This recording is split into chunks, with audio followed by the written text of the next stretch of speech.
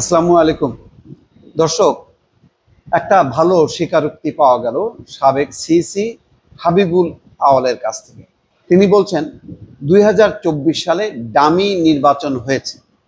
দর্শক বুঝতে পারছেন, আমি অনেকবার বলেছি, আমাদের এখানে অনেকেই বলেছেন যে 2024-এর যে নির্বাচন, সেই নির্বাচন হচ্ছে আমি ডামি নির্বাচন, অর্থাৎ আওয়ামী লীগ নিজেরা ভাগ ভাগ হয়ে কেউ ট্রাক, কেউ ঈগল, কেউ নৌকা, মূলত এই তিনটা প্রতীক দেখবেন, এরা সবাই এই প্রতীকে জয়ী হয়ে পরে বলছে যে আমরা আওয়ামী লীগ।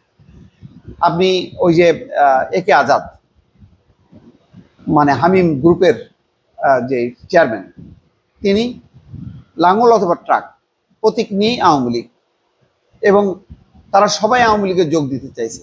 শেখ হাসিনা তাদেরকে থামাইছে, বলছে যে তোমরা আওয়ামী লীগই, কিন্তু এখন স্বতন্ত্র হিসেবে থাকো। কেননা একটা সংসদের মানে এমপিদের মধ্যে যদি মানে 300 আসনের মধ্যে মানে 280, 85 বা 90টাই যদি থাকে আওয়ামী লীগের, তাহলে তো ওইটা সংসদটাই ফালতু হয়ে যায়।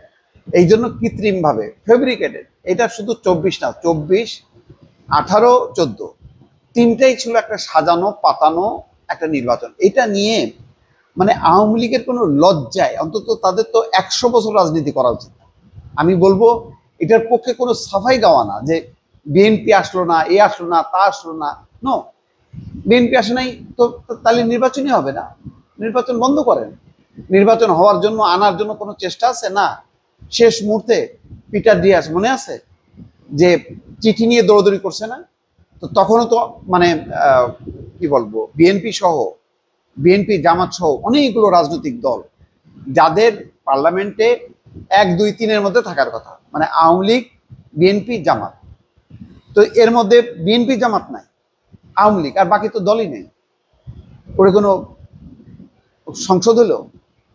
এইরকম সংসদ নিয়ে ওনারা 5 বছর চালা গেছে, 18 সালে চালাইছে, 14 সালে আছে। লজ্জা শরম নাই।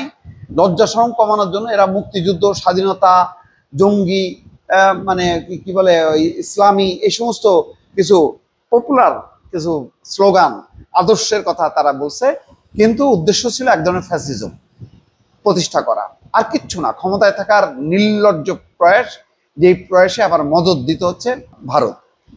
তো এই ছিল অবস্থা। তো শেষ পর্যন্ত কাজী হাবিবুল আওয়াল অ্যারেস্ট হওয়ার পরে আদালতে বলছেন, ভাই এত বড় সিএসপি অফিসার, তো একটু যদি বিবৃতি দিয়ে একটা স্বীকৃতি দিতেন যে ভাই করছি, ঠিক আছে, আমি ভুল করছি, পারি নাই, আমি বিবেকের কাছে আমি দায়ী, আমি সরি, আসলে এটা ছিল ডামি নির্বাচন। আজকে অ্যারেস্ট হওয়ার পরে আদালতে যে বলতে হচ্ছে, ফলে এই স্বীকারোক্তি দিয়েও কিন্তু আসলে হাবিবুল আওয়াল এই তার অপরাধ থেকে, অন্যায় থেকে রেহাই পাবেন না। যদি ডামি নির্বাচন হয়, তাহলে আপনি পদত্যাগ করলেন না কেন? আপনি নির্বাচনটা বাতিল করলেন না কেন? আপনি মেনে নিছেন, শেখ হাসিনা মানছে, আপনি মানছেন, তার মানে আপনার শেখ হাসিনা যেমন অপরাধী, আপনি অপরাধী। এটা হলো পরিষ্কার কথা। আমি যতটুকু সোজা সাপটা বুঝি, এত ঘোর পাস আইনের কথা আমি বুঝি না। আমি যেভাবে বুঝলাম সেভাবে আপনাদের কাছে বললাম, বাকি আপনারা আলোচনা করবেন নিশ্চয়ই। তিনি বলছেন এটি ছিল প্রহসনের নির্বাচন। 2024 সালের নির্বাচন ছিল ডামি নির্বাচন, এটি ছিল প্রহসনের নির্বাচন। রাজনৈতিক দলগুলোর মধ্যে সমঝোতা না হওয়ার কারণে 2000 সালে ডামি নির্বাচন হয়েছে। স্যার, সিএসপি স্যার, আপনি বলছেন সত্য, কিন্তু এই দায় আপনি মুক্ত হইতে পারবেন না। আপনার উচিত ছিল এই দায় নিয়ে আপনার, সবাই বোঝে, একটা রিক্সা আলাও বোঝে, একটা শ্রমিক, একদম সাধারণ মানুষ যারা অত শিক্ষা দীক্ষা নাই, তারাও কিন্তু আজকাল বোঝে, অনেক সচেতন, আমাদের থেকে অনেক সচেতন, তারা বোঝে। আর আপনি বুঝে আপনি কোনো কিছু করলেন না, চুপচাপ হজম করে গেলেন। হ্যাঁ, বৃহস্পতিবার Dhaka chief metropolitan magistrate Mohammad Mustafizur রহমানের আদালতের শুনানিতে তার প্রশ্নের জবাবে এইসব কথা বলেন হাবিবুল আওয়াল। হাবিবুল আওয়ালের এমন উত্তরের পর তাকে আদালত প্রশ্ন করেন, তাহলে তিনি পদত্যাগ করলেন না কেন? দেখেন, এই কথা আমিও বলছি, এখন দেখেন রিপোর্টও বলছে। স্বাভাবিকভাবে যখন এই কথা বলে, তখনই তাহলে আপনি এটা মানলেন কেন? আপনি পদত্যাগ করলেন না কেন? আপনি তো সরকার উল্টাইতে পারবেন, আপনি পদত্যাগ করতে পারতেন। আদালতের এই প্রশ্নের জবাব এড়িয়ে যান হাবিবুল আওয়াল, আসলে উত্তর নেই তো। তিনি বলেন অতীতে কোনো সিসি পদত্যাগ করেননি। আরে ভাই, অতীতে খারাপ কাজ হয়েছে বলে আপনি খারাপ কাজ করবেন?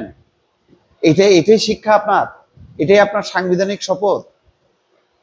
একটা সিসি সাংবিধানিক প্রতিষ্ঠান, সেই প্রতিষ্ঠানে আপনি এসে আপনি বলতেছেন অতীতে কেউ খারাপ কাজের জন্য পদত্যাগ করেননি, তো আপনিও ওইটা মেনে নিলেন। হাবিবুল আওয়াল পরে শেখ মুজিবুর রহমানের শাসনামলের নির্বাচন 1996 সালের নির্বাচনের অনিয়মের প্রসঙ্গ আদালতে তুলে ধরেন। সব হলো ঠিক আছে, তারা ব্যর্থ হয়েছে, আপনি সফল হইতেন। আপনি ডামি নির্বাচন বলতেছেন, প্রহসনের নির্বাচন আপনি করলেন না কেন? অন্যেরটা বলে এটাকে সাফাই গাওয়ার কোনো সুযোগ নেই। দিনের ভোট রাতে করা সহ প্রহসনের নির্বাচনের মাধ্যমে জনগণের ভোটাধিকার থেকে বঞ্চিত করার অভিযোগে রাজধানীর শেরেবাংলা নগরের থানার মামলায় হাবিবুল আওয়ালের 3 দিনের রিমান্ড মঞ্জুর করে আদেশ দেন আদালত। এই মামলায় তার 10 দিনের রিমান্ডের আবেদন করেছিল পুলিশ। এই মামলায় হাবিবুল আওয়ালকে গতকাল বুধবার সকালে রাজধানীর মগবাজার গ্রেপ্তার করার কথা জানায় ঢাকা মহানগর পুলিশ। নুরুল হুদাকেও গ্রেপ্তার করছে। 4 দিনের তার হলো এখন রিমান্ড চলতেছে।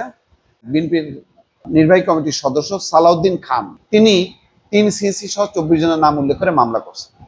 যাই হোক, এটা একটা স্বীকারোক্তিটা আসছে ভালো তাদের মুখ থেকে, কিন্তু দায় এড়ানো যাবে না। আমি বারবার বলছি যে এইটা দৃষ্টান্ত স্থাপন করতে হবে, অন্তত এই 3 জন লাস্ট তিনটা সিসিকে অভিযুক্ত করে তাদেরকে একদম যথোপযুক্ত শাস্তির ব্যবস্থা করতে হবে।